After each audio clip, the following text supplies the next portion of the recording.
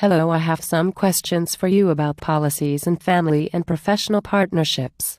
Can you help me? Yes, I would love to assist you. What can I do? After identifying the principles in both IDEA and NCLB, provide a reflective position on the following issues. The 6 principles of IDEA are zero reject, non-discriminatory evaluation, appropriate education, least restrictive environment, procedural due process, parent participation. The 6 principles of NCLB are accountability for results, school safety, parental choice, teacher choice, teacher quality, scientifically based methods of teaching, and local flexibility. Although when first looking at IDEA or NCLB, an educator may have the tendency to think that they are quite restricted by so many rules and regulations that must be followed. But if we really think about it, what we do is for the children. And those children deserve to be given the best education possible. It is unfortunate that laws and rules had to be made in order to make sure they get the education they deserve, but it disabled underqualified or slacker teachers from not teaching all of their students or selecting favorites.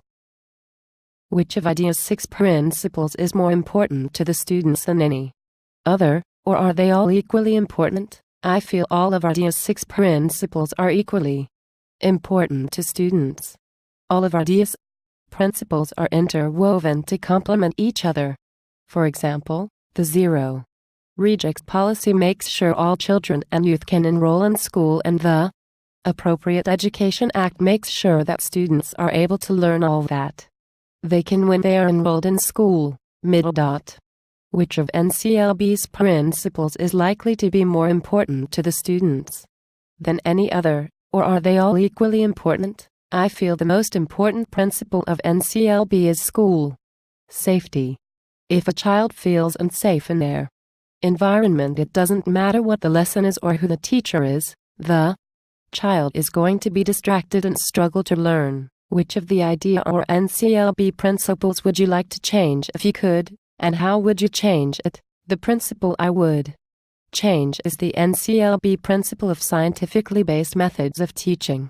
I feel as though this limits a teacher's creativity on how she teaches their class. I think that the principles of teacher quality and accountability for results will ensure that these teachers are teaching quality material, but not stifle their creativity and methods of teaching. Now, can I ask you some questions?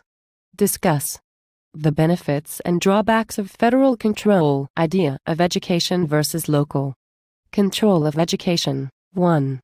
Benefit of federal control of education versus local control is that every school is run the same way, and there is no question as to what the school should be doing in order to make every student have a successful education.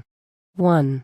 Drawback of federal control is that sometimes some of the regulations that the federal government put into effect end up hurting the child more than helping them. They do not know what it is that the child needs because they are not in the classroom with them all of the time, so when they make a regulation, it can do more damage than good. Identify and explain why IDEA promotes and emphasizes the principle of non-discriminatory evaluation. Non-discriminatory evaluation requires that each student is entitled to a fair, unbiased evaluation to determine if the student has a disability. There must be more than one test, occur every 3 years, and they must be validated. IDEA promotes this because this helps to provide every student with the free education that they stand for, no matter what disability they may have. It makes it possible for the student to get the assistance it needs. Discuss the 2 types of alternative dispute resolution available within procedural due process. Due process hearing provides a forum for parents and schools to challenge each other's actions in providing, or failing to provide, a student with a free, appropriate public education in the least restrictive environment. Mediation engages parents and professionals in a collaborative problem-solving process. Seeks a non-adversarial approach to identifying and solving problems. Identify 2 reasons why Family-professional partnerships are critical to implementing the principle of appropriate education. Family-professional partnerships are critical to implementing the principle of appropriate education because if the family doesn't have a good relationship with the professional trying to assist them, then they are not going to trust them and they are going to want to do anything that the professional suggests, and they will do anything they can to not listen to them. Without trust, nothing will get done to help the child succeed. It is also important for them to have a good relationship so the child will always get what they need. If they do not have a good relationship, then not everyone will know what the child needs and how they can help the child. Explain how parental choice under No Child Left Behind helps to hold schools accountable for progress. No Child Left Behind provides parents with many options that assist parents if they think that the school is not progressing well. For example, transfer option states that parents may transfer their child from a low-performing or unsafe school to a higher-performing school or safe school. How does the adoption of federal policy that is top-down and one-size-fits-all approach impact local schools? This policy can impact the school by making some of the students in the school less successful or make them have to try a whole lot harder. It can increase the number of students being less successful because the one-size-fits-all approach is not true.